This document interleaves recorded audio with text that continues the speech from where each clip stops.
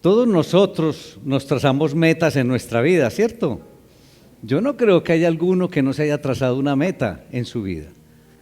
Metas a corto plazo, a mediano plazo e incluso a largo plazo. ¿Y qué son esas metas? Se entiende por metas esos objetivos que una persona, que una organización o una empresa hace para cara del futuro, ¿cierto? ¿Cómo quiere verse en el futuro? ¿Qué quiere conseguir más adelante? Y estos objetivos son de manera fundamental las proyecciones que hacemos, digamos a título personal, las proyecciones que hacemos cada uno de nosotros, quienes deseamos ser, digamos qué negocio queremos tener, dónde nos queremos desempeñar, pero todo eso, esa visualización de cada uno de nosotros en el futuro, entonces todo eso marca los pasos a realizar, los trabajos a hacer y de alguna manera las limitantes que debemos hacer para poder conseguir todos esos objetivos. Entonces a este tipo de planificación se conoce como proyecto de vida, y yo sé que todos nosotros nos hemos trazado un proyecto de vida en el transcurso de nuestras vidas, valga la redundancia. Entonces tenemos objetivos a corto plazo, a mediano plazo y a largo plazo. Pero, ¿te has puesto a pensar en algún momento, dentro de todas esas metas que nos trazamos en nuestra vida, cuáles son tus metas en cuanto a Dios? ¿Cuáles son tus metas en cuanto al Señor y Salvador? ¿Te has trazado metas con el Señor? ¿O solamente esas metas y esos objetivos a futuro son para lo que queremos alcanzar en este mundo? Pero con Dios y con nuestro Salvador, ¿qué metas te has trazado?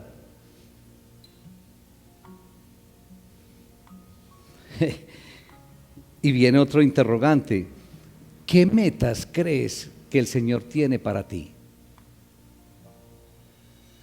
Mire que son en dos direcciones, ¿qué metas tienes tú para con el Señor? Y podrían ser también a corto, a mediano y largo plazo. Pero ¿te has puesto a pensar qué metas tiene el Señor para ti? ¿Qué proyectos tiene el Señor para ti?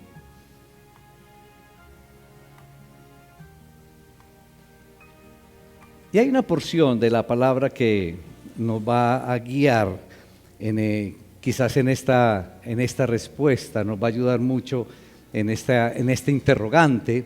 Por eso los invito, hermanos, a que abran sus Biblias en la carta de Pablo a la iglesia de Éfeso.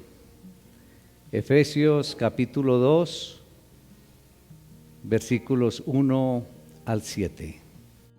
Y Él os dio vida a vosotros cuando estabais muertos en vuestros delitos y pecados, en los cuales anduvisteis en otro tiempo, siguiendo la corriente de este mundo, conforme al príncipe de la potestad del aire, el espíritu que ahora opera en los hijos de desobediencia, entre los cuales también todos nosotros vivimos en otro tiempo en los deseos de nuestra carne, haciendo la voluntad de la carne y de los pensamientos, y éramos por naturaleza hijos de ira, lo mismo que los demás.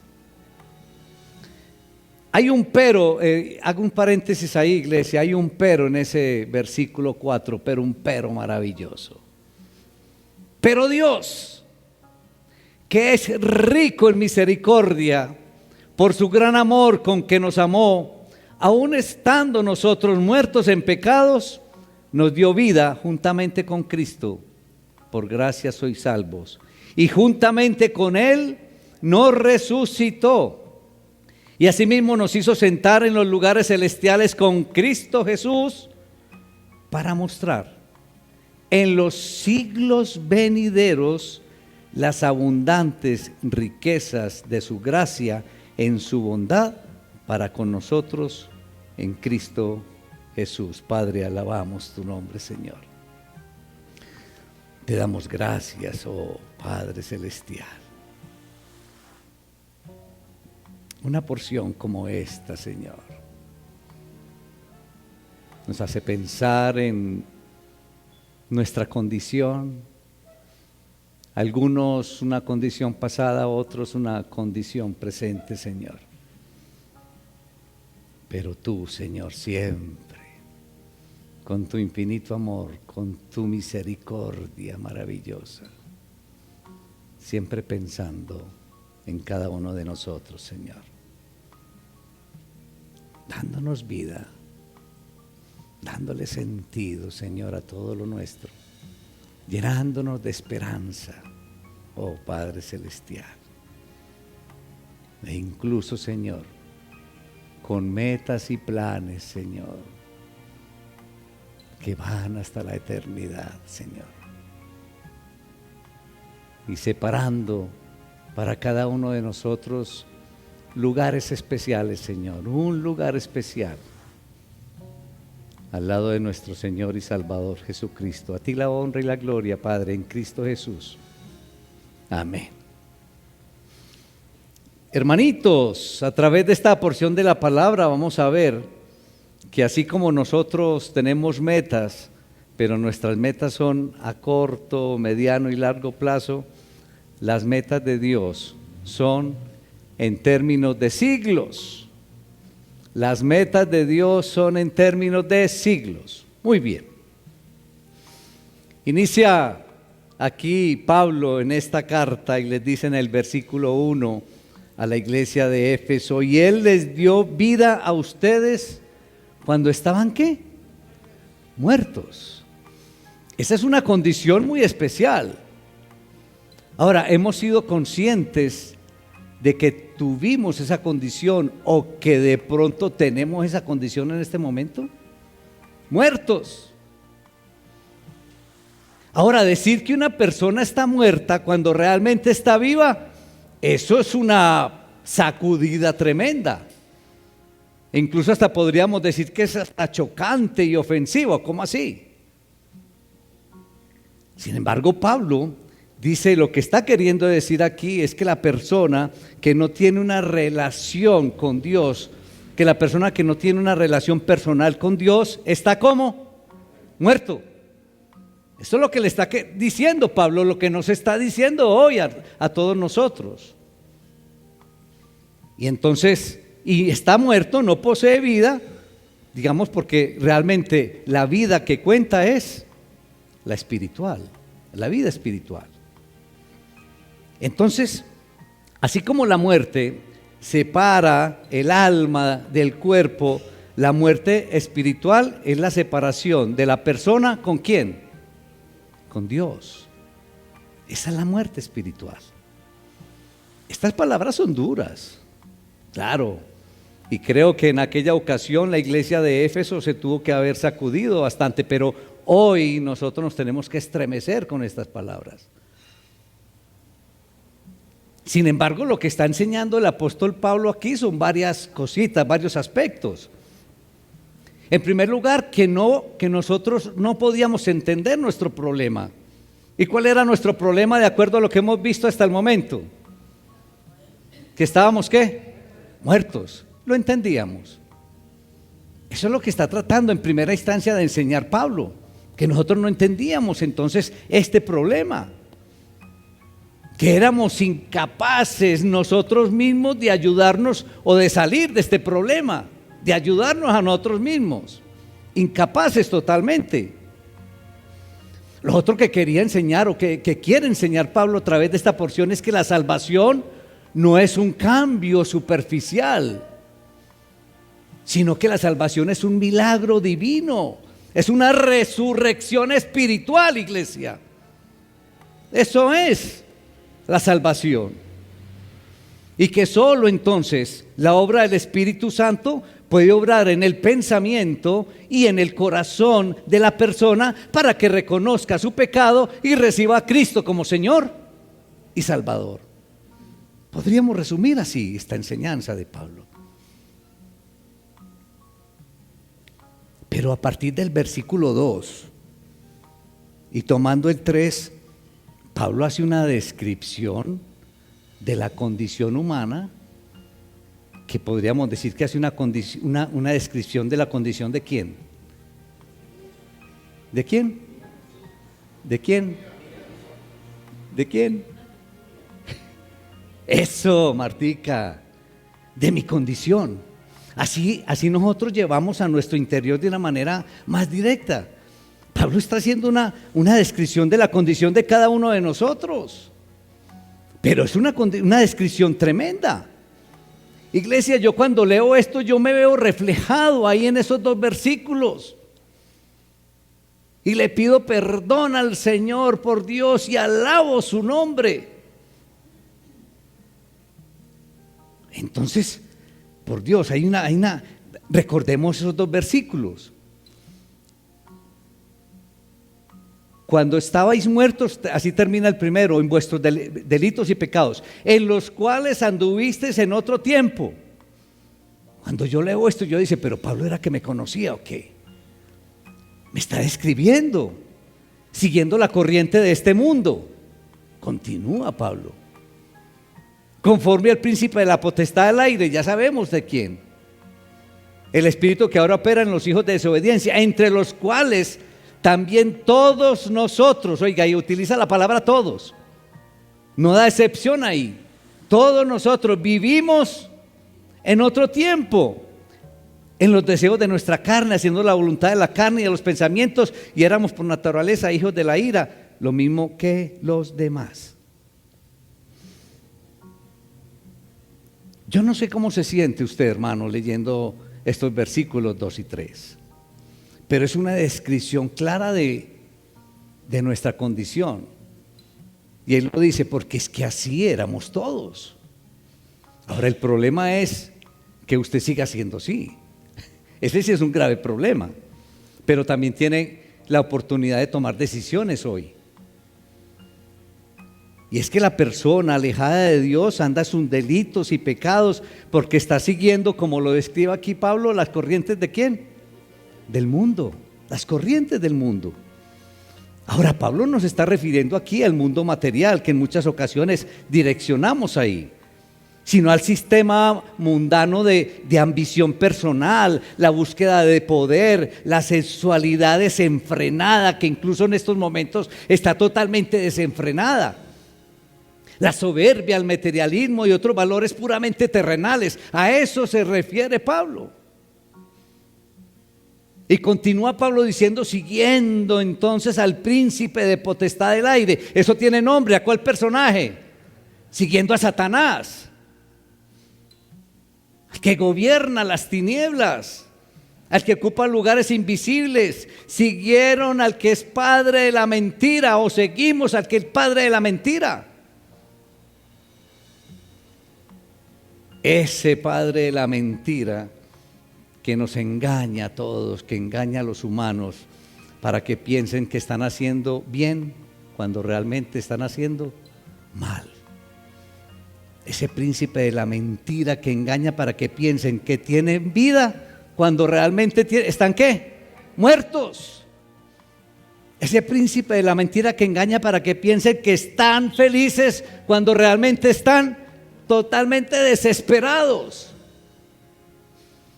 Ese príncipe de la mentira que engaña a los humanos para que piensen que están seguros cuando están en peligro de perder su alma eternamente. Tremendo engañador. Y nosotros le caemos en la trampa. Y podríamos continuar aquí describiendo qué es lo que hace este príncipe de la mentira. Y continúa Pablo ahí describiendo esa condición de tiempo atrás, y siguieron los deseos de la naturaleza pecaminosa, es decir, los deseos de la carne. Y otra fuerza que influye en el pensamiento y conducta de los seres humanos son los deseos de la carne. Pero ojo, debemos aclarar aquí en qué consiste los deseos de la carne que describe aquí y Pablo, porque nosotros generalmente pensamos que los deseos de la carne son los deseos de ¿qué? sexuales. Y los deseos de la carne aquí tienen una connotación mucho más amplia, incluye todo el mal de la naturaleza del pecado que está dentro de cada uno de nosotros, que está dentro del ser humano, todas las formas de desobediencia a Dios que brotan del egocentrismo, que brotan del orgullo, que brotan de la amargura, del enojo, del resentimiento, de la avaricia, de los celos, de la injusticia, de las necedades y de muchos otros pensamientos. En eso consisten los deseos de la carne, de nuestra carne. Entonces nosotros no podemos echarle la culpa de nuestra desobediencia solo a las influencias externas del mundo, a las corrientes del mundo y a Satanás. Nosotros tenemos otro enemigo y está bien cerca. Nosotros hemos enumerado, como lo dice aquí Pablo, el mundo, lo que nos rodea, las corrientes del mundo y Satanás, pero nosotros tenemos otro enemigo. Y si decimos que tenemos otro enemigo, entonces estamos hablando de ¿cuántos enemigos? De 3. ¿Qué son? Corrientes del mundo, lo que nos rodea, Satanás. ¿Y cuál se le ocurre que es la otra? ¿Ah? La naturaleza pecaminosa que está en mí. O sea que el enemigo sigo siendo ¿quién? Yo mismo. Tremendo esto. Entonces nosotros nos equivocamos porque en muchas ocasiones creemos que esos 3 enemigos son para ¿quiénes? ¿Ah? Para otros, ¿sí o no? E incluso para no creyentes. Pero estos 3 enemigos son los mismos enemigos que tenemos nosotros como creyentes. ¿Cuál es la ventaja? Cuando ya somos creyentes, mis hermanos, estos enemigos ya han sido derrotados por la victoria de Jesucristo en la cruz. ¿Alguien dice amén por eso? Y gloria a Dios. Pero hay algo muy especial que debemos de tener en cuenta. Y es que nosotros como creyentes debemos permitir que el Espíritu Santo que mora en cada uno de nosotros. ¿Estás convencido que el Espíritu Santo mora en ti? ¿Alguien dice que no? Nosotros debemos permitirle al Espíritu Santo entonces que dirija nuestras vidas. Debemos permitirle al Espíritu Santo que domine nuestra vida. Entonces esas fuerzas, todas esas fuerzas que realmente, claro, que están a nuestro alrededor, esas fuerzas entonces se neutralicen para que podamos entonces obedecer a la voluntad de Dios. Pero entonces, ¿es en nuestras fuerzas que vamos a poder obedecer a Dios o la voluntad de Dios? Es permitiéndole a quién que obre, permitiéndole al Espíritu Santo que haga la obra en mí. Y cuando le consultas al Espíritu Santo tus dudas, cuando le consultas al Espíritu Santo tus decisiones, cuando le consultas al Espíritu Santo tus metas, ¿cuándo? Entonces, ¿de qué manera le vas a permitir al Espíritu Santo que obre en ti, que domine tu vida, para que esas fuerzas entonces se neutralicen? Entonces, podríamos resumir que toda persona está influenciada por el pecado. ¿Es así o no, iglesia? Todos estamos influenciados por el pecado. Y entonces, claro, ¿por qué? Porque hablamos de cuerpo, hablamos de pensamientos, hablamos de sentimientos, hablamos de voluntad, de ambiciones, de propósitos, de relaciones, y todo eso entonces nos está rodeando ¿hacia qué? Hacia el pecado. Hermanos, yo no sé ustedes cómo se sienten con una descripción como la que hace Pablo de la condición humana. O yo lo diría de otra manera. ¿Cómo te sientes tú con la descripción que hace el Señor a través de Pablo de ti? ¿Cómo te sientes? Yo me siento un ser insignificante, hermano. Yo no sé usted. A mí me aporrea una porción como esta. Porque la descripción de los versículos 2 y 3 a mí me deja como con desaliento. A mí me deja muy preocupado. Yo no sé a usted. Pero, y si continuamos leyendo ese versículo 4, hermanitos, ve, a mí llega y me levanta y me dice: ¿qué hubo pues, Carlos? ¿Qué hubo pues, Carlos?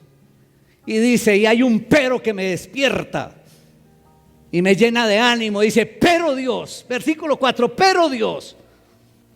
Y empieza a dar una descripción ahí a partir del versículo 4 del amor y de la misericordia de Dios.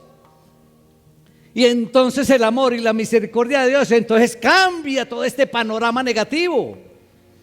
Eso es una maravilla. Entonces lo que el hombre muerto, mis hermanos, que era la condición anterior, el hombre muerto y pecaminoso no podía hacer por sí mismo, ¿quién lo hizo? Dios. Dios lo hace. Tremendo esto. Entonces el amor y la misericordia de Dios lo motivaron a rescatar al impotente ser humano. El amor y la misericordia de Dios lo llevan entonces a rescatar a este impotente e insignificante ser humano. ¡Qué maravilla! El amor y la misericordia de Dios. Y continúa con algo, yo diría, totalmente extraordinario. Y yo quiero que me ayuden para que miremos en el versículo 20 del capítulo 1, porque es que hace una relación con algo muy especial. Miren, en el versículo 20 del capítulo anterior, miren lo que dice Pablo: la cual operó en Cristo, resucitándolo de los muertos y sentándole a su diestra en los lugares celestiales. Yo quisiera ilustrar esto. Esto es una belleza, hermanos.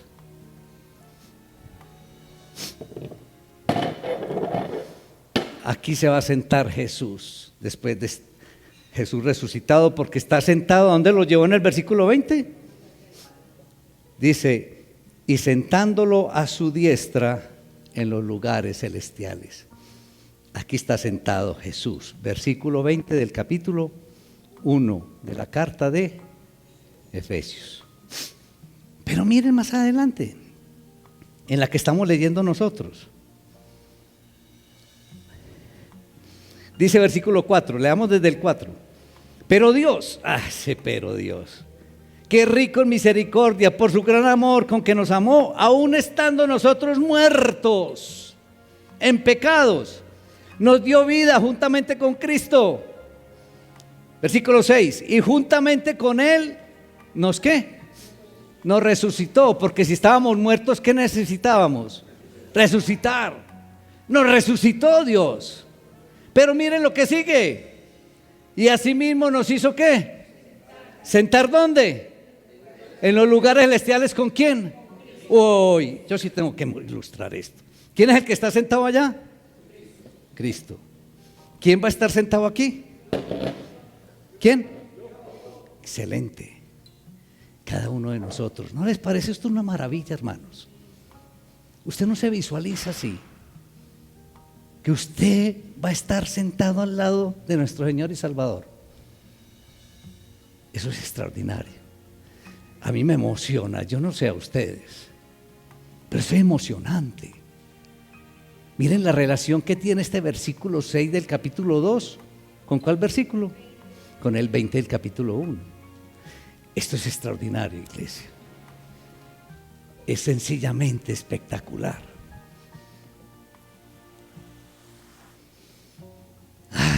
Dios resucitó de los muertos a Jesucristo y lo sentó en los lugares celestiales, versículo 20. Pero aquí en los versículos 5 y 6, Pablo afirma que Dios le da vida al creyente, que lo resucita. O más bien hablemos en primera persona, que Dios me da vida. que me resucita y me sienta en lugares celestiales. Uy, eso es una maravilla. O sea que todos vamos a estar sentados ¿dónde?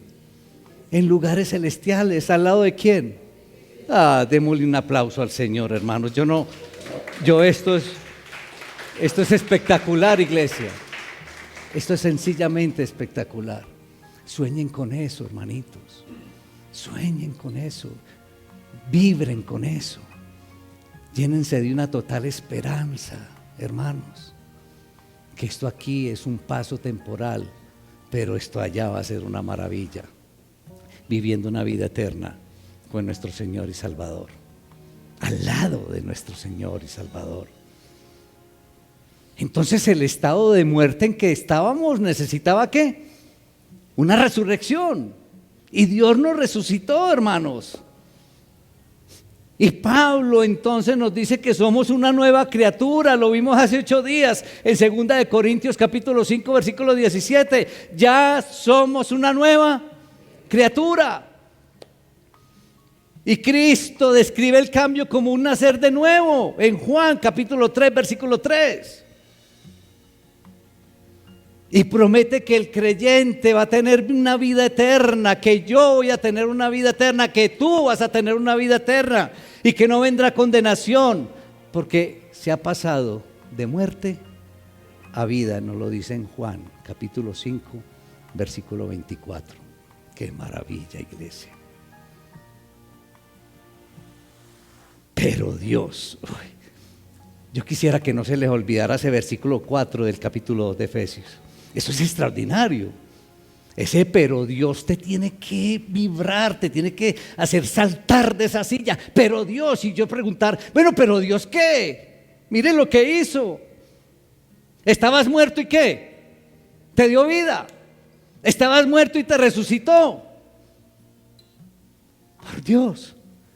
Y como si fuera poco, te da esta ñapita. Esta ñapita te va a hacer sentar ¿dónde? Al lado de nuestro Señor Jesucristo en los lugares celestiales. Eso es tremendo. Ay, hermanos, nuestra salida es la salvación definitivamente. Qué descripción tan extraordinaria de la obra soberana de Dios al redimirnos de la muerte, de la vida de muerte en la cual estábamos atrapados. Estábamos atrapados en una vida de muerte todos. Pero Pablo enumera en un versículo tras otro el sacrificio de Dios a favor nuestro. Ahí lo enumera, presentando una larga lista de beneficios fabulosos. Pero de beneficios fabulosos que ha traído para aquellos que han recibido a Cristo como Señor y Salvador, o que han hecho que Cristo sea su Señor. Esta descripción en esta porción de la palabra, yo la describo, yo me la imagino como un testamento. Ustedes, yo no sé, pero yo creo que un testamento despierta mucha expectativa, ¿o no? Y yo miro esto como la lectura de un gran testamento, pero nosotros ¿qué debemos hacer? Debemos leer este testamento y debemos estudiar cuidadosamente este testamento. Es decir, nosotros como hijos debemos leer y estudiar este testamento profundamente para poder entender con total claridad entonces la extensión de todos los beneficios que hay aquí en este testamento que estamos leyendo. Pero yo los invito para que observemos con profundidad y con total claridad el objetivo del regalo de Dios a todos los seres humanos, mis hermanos. Para que miremos el objetivo de Dios de este regalo, y lo podríamos decir de este regalo de Dios para ti. Versículo 7. Miren qué maravilla. Para mostrar en los siglos venideros las abundantes riquezas de su gracia en su bondad para con nosotros en Cristo Jesús. Para su bondad, ¿para con quién? Eso. ¿En quién? En Cristo Jesús. Mire, es bien importante que resaltemos dos cosas en este versículo 7. En primer lugar, el objetivo de Dios se extiende mucho más allá de los objetivos nuestros. Es decir, las metas de Dios, los objetivos de Dios son tan diferentes a los nuestros, porque es que los objetivos nuestros van a ¿qué? Aquí, un pasito ahí, a unos, los que alcanzamos, pues a unos mesecitos, pero los objetivos de Dios ¿qué? Van mucho más allá, son mucho más extensos. Uno diría que aún en las personas más espirituales, mis hermanos, nuestros objetivos realmente o rara vez se refieren como a algo más allá de la propia vida. Cuando realmente somos muy disciplinados o muy espirituales, nuestros objetivos como que van solamente hasta donde existamos en esta vida. Tenemos que ser realistas, porque para la mayoría de nosotros nuestras metas en nuestra vida se expresan, no sé, pues en los siguientes años, y si de pronto proyectamos muy bien, de pronto a una década, a 2 décadas, no sé. Pero esta declaración de Pablo aquí en el versículo 7 nos impacta porque declara que las metas de Dios se miden ¿en qué? Ayúdenme, en siglos. Tremendo, ¿no les llama la atención?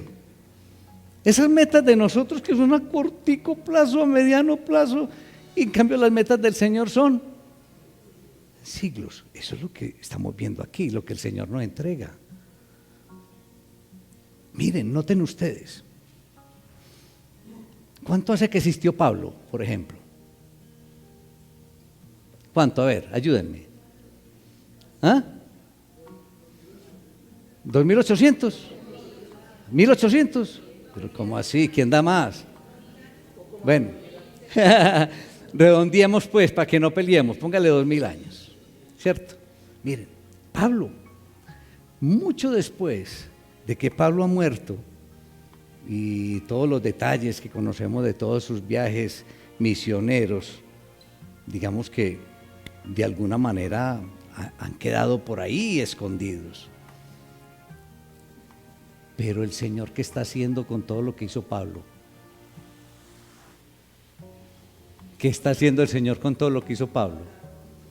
Está recogiendo, está cosechando los frutos. Está cosechando los frutos de la obra que realizó en Pablo y a través de Pablo. ¿En cuánto tiempo? Póngale 20 siglos. Eso no es una maravilla. Nosotros estamos hoy recibiendo una enseñanza de parte de ¿quién? De Pablo.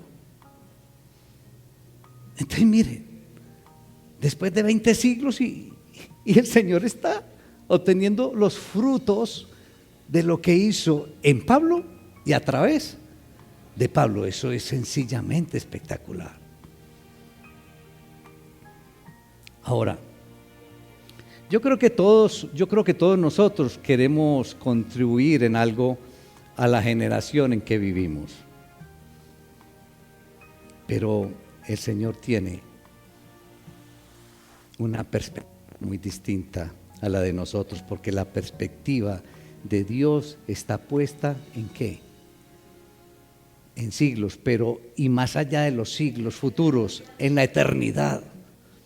Ahí donde está puesta la perspectiva de Dios, en la eternidad, recordándonos que solamente vale la pena esforzarse y luchar por aquellas cosas que están contempladas dentro de esta dimensión del tiempo. Es decir, para el Señor lo que verdaderamente tiene valor es lo que está en la dimensión de ese tiempo. ¿Cuál? La eternidad. Pero nosotros caemos en el error de estar aquí, en esta dimensión, cuando lo verdaderamente importante está en la eternidad. Y ahí es donde nos debemos realmente enfocar. Y en nuestra condición, iglesia, muchas de las cosas que nos parecen importantes en el momento habrán sido olvidadas por las generaciones futuras. Muchas de las cosas de nosotros hoy, ¿qué es importante para ti hoy? Bien importante. ¿Por qué vas a la generación de tus hijos y ellos van a olvidar todas tus cosas? Ahorita estaba viendo yo unas foticos de mi esposita cuando estábamos jóvenes. Yo también tuve juventud, iglesia. Y estábamos ahí todos pispos. ¿Ustedes saben quién es un pispo? Es un feo arreglado. Y me ponía ya a pensar, vea, para los hijos de pronto están viendo la realidad de hoy, arrugas, canas, y yo creo que a ellos se les ha olvidado que nosotros también tuvimos 20 años, pero así va a ser, así va a ser. Entonces muchas de las cosas que para nosotros son muy importantes en un corto tiempo, que para las generaciones futuras, eso borrón y cuenta nueva. Entonces, en ese versículo 7, lo primero que debemos, digamos, tener claridad es que las metas de Dios van mucho más allá de nuestras metas, porque las metas de Dios son en siglos y que realmente para Él lo más importante es la eternidad. Y en segundo lugar, notamos una vez más que lo que Dios desea dar a conocer a los hombres de todas las épocas son las sobreabundantes riquezas de su gracia. Eso es lo que quiere, que ahí está en el versículo 7, para mostrar en los siglos venideros ¿qué? Las sobreabundantes riquezas de su gracia. Eso es lo que realmente el Señor desea dar a conocer a todos nosotros.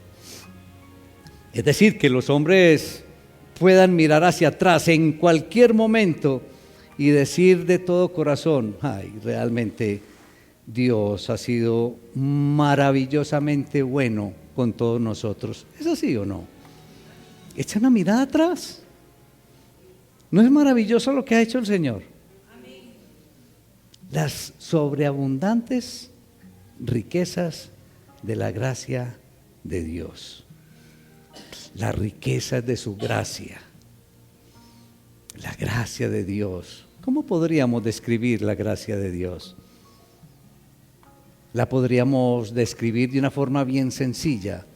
Podríamos decir que es la especial manifestación de su presencia, la especial manifestación de su actividad, de su poder, de su gloria divina, del favor, del regalo, de las bendiciones. Eso es todo. Y podríamos también continuar describiendo la gracia de Dios, pero que la podríamos resumir en todas estas cosas y muchas otras. Entonces, en este sentido, iglesia,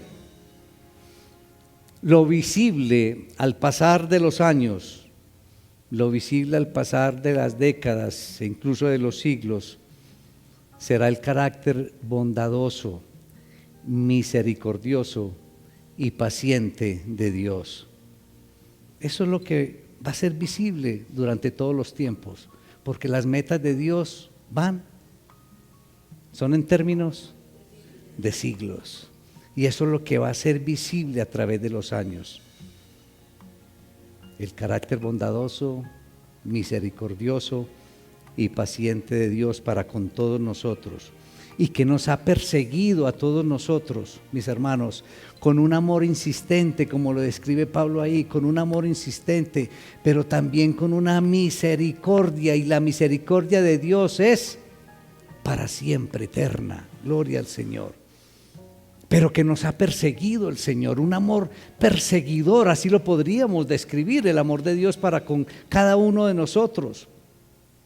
Entonces lo visible a través de los tiempos será un perseguidor con metas en términos de siglos, tratando entonces de alcanzar a un ser humano desobediente, rebelde y resistente a ser alcanzado. Esa sería la descripción.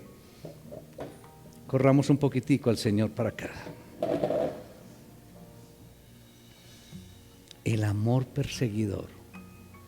¿A quién? A un ser humano desobediente, rebelde, y tratando de esquivar entonces esa persecución de un Dios amoroso y misericordioso. ¿Qué podríamos decir entonces de nuestro soberano Creador con esa actitud para con nosotros? Que el amor de Dios es persistente,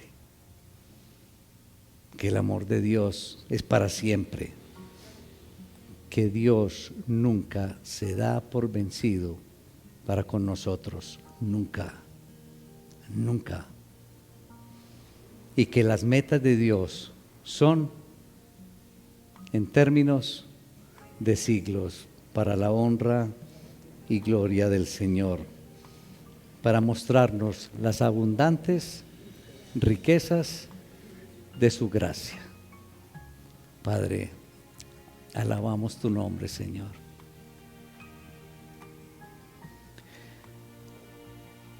Te damos gracias, Padre Celestial.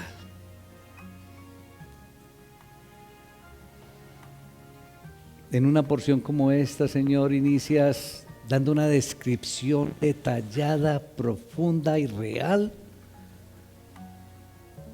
de la vida de cada uno de nosotros. Quizás de lo que éramos para algunos, de lo que son para otros.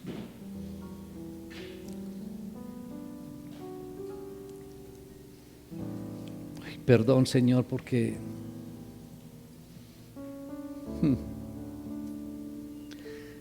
esa es una descripción clara, Señor, y esa es una descripción de mi vida, Señor, con total claridad. Y sé que también la descripción de muchos de mis hermanos aquí presentes, Señor. Señor, siento pena al leerla, siento pena al escucharla.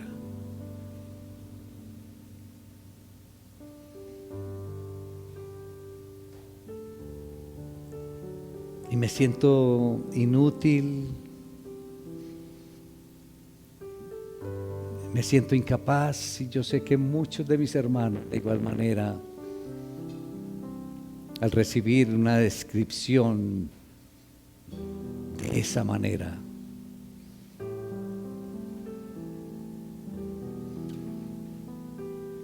pero tú eres maravilloso, Señor. Cada vez nos sorprendes más y más. Y recordaré por siempre, Señor, esa expresión, pero Dios, pero tú, oh soberano Creador, grande en misericordia, grande en amor, consciente de que estábamos muertos en los pecados y delitos.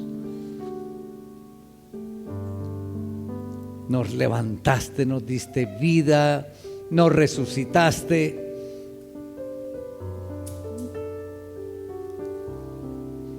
Y nos tienes separado un puesto especial, Señor, allá en lugares celestiales, Señor.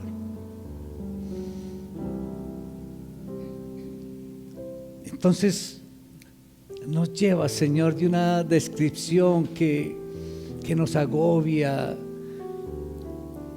Pero, Señor, cuando vemos lo que has hecho, Señor, a través del tiempo y para la eternidad,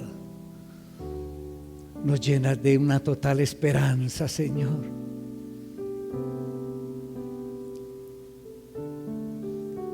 Y que este caminar cristiano vale la pena, Señor. Y darte gracias porque nos llevaste de la muerte a la vida, que nos resucitaste, que ya somos nuevas criaturas, que las cosas viejas pasaron, he aquí, ahora son nuevas, Señor, en Cristo Jesús.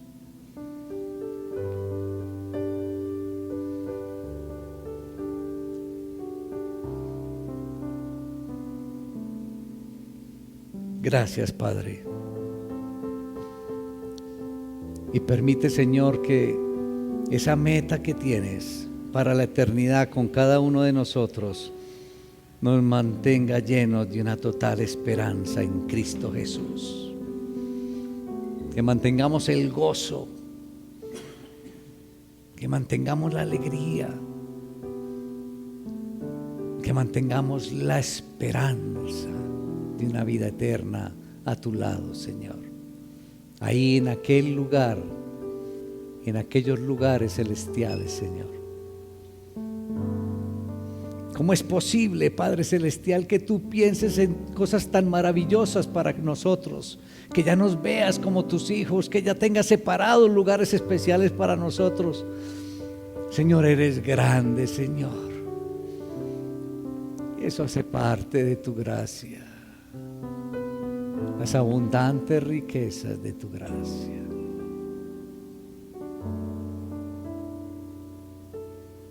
Bendice a mis hermanos, Señor. Bendícelos, Señor, y permítenos a todos y cada uno de nosotros, Señor, al reflexionar sobre esta palabra, tomar una total claridad, Señor, de nuestra condición de hijos tuyos, Señor.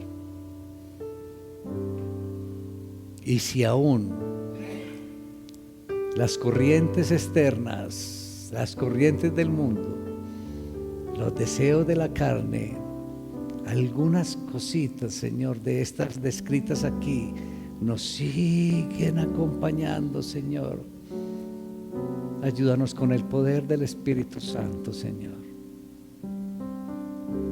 a reflexionar e interiorizar, Señor, las abundantes bendiciones que tienes para todos nosotros.